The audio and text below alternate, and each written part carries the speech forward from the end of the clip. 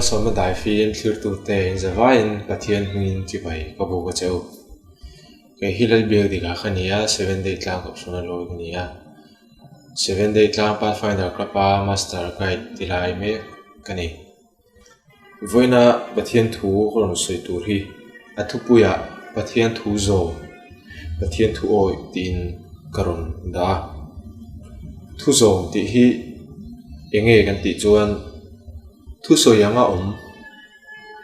thu soi ti emo ti tura ti emo ti lo tura ti lo hi thu zom ti chu ani me ni mishing kan nun hona te thu in zom sak ton te thu in oi sak ton te hi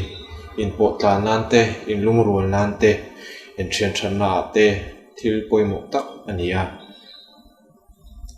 Bible hun lai kan en pon pathian thu oi hi atang kai zia le ham thanna tam zia te kan hu theya mitam tak in pathian thu han oi awangin mal somna an lo dong thin ti te po kan siang tun lai kho vela te po pathian thu oi tak tak mal somna tam tak dong te kan sianga chuti rual chuan pathian thu oi lo poi zia te kan sianga Malay Bible hun lai anga te po pathianin chople chila shem ngal athu oi lo wanga shem ngal te po kan hu theyang Isaya bung khat chang som pakua kan chiara nge ti nuam tak le thu oi taka inom chuan in rama thil tha te hi in eyang ti alo zia kani pathian hian ama thu kan oi chuan thil tha tin reng hi kan tan alo phal alo nia min lo tiama Bible a po kan huwa alo me ma hei hi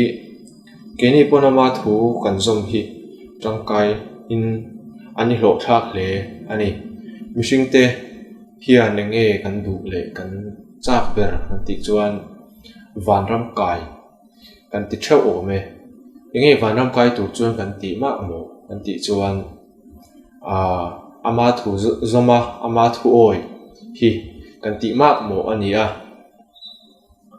vanam kai tu chuan a thu pek te thu som pek te le adan sang Bible in ziak te le zoni manga mishing te ron pek te kan zom hi thil poimo tak ani Josephanun kan en chuan Josepha khan pathian thu kha a oi hle ya sala shalania ai guptara ma shuai ni in Potifara in a phota khata tang khan hun alo ka zel chuan a thon thu soi tam ngai lovin kan se thawanga ai guptara ma ho tu ber dot tu ti la khatiang din hun kha thleng thei khop khan pathianin a shuaya a thu a oya wangin khatiang din hun kha a thleng thei ani kha chu wangin pathian thu oi man hla zia Josepha thon thu atang po khan kan se theyang adin hunang kha tun lai kho vela chuan thleng thei hi soi turan wang to hleanga soi tur pon om lo hial o me salatanga khatiang din hun sang ram ho tu ber dot tu ang ni thei kha chu tunang kho vela chuan soi tur anom to kher lawang ela hian Bible chang kan chiar le ange Deuteronomy bung som hi pariat nahi kan chiar ange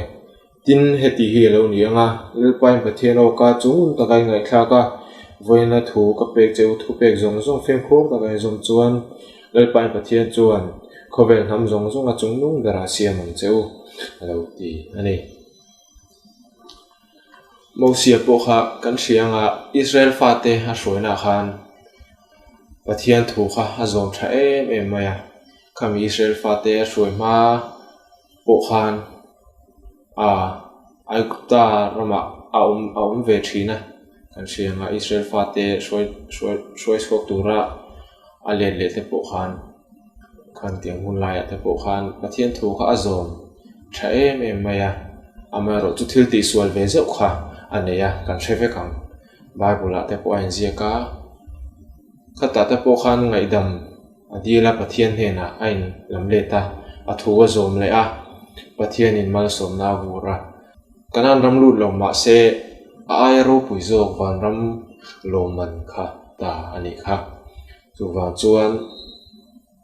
thuai lo man thu pathian thu zom that zia hi ama a thon thu atang po khan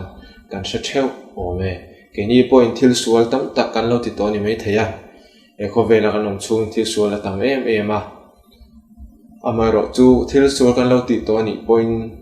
kan in lam le ta ama thu kan zoma aduanga kan lam le ni chuan pathian in min lo la pom du ni ti kan hriat tha em ani pathian in thu wa soi te kan za tan mal som lo se amen kan mi mal nun theu hi in bo soi thar zelang u lalpana tho kan soi te mal min sam sak theu ro se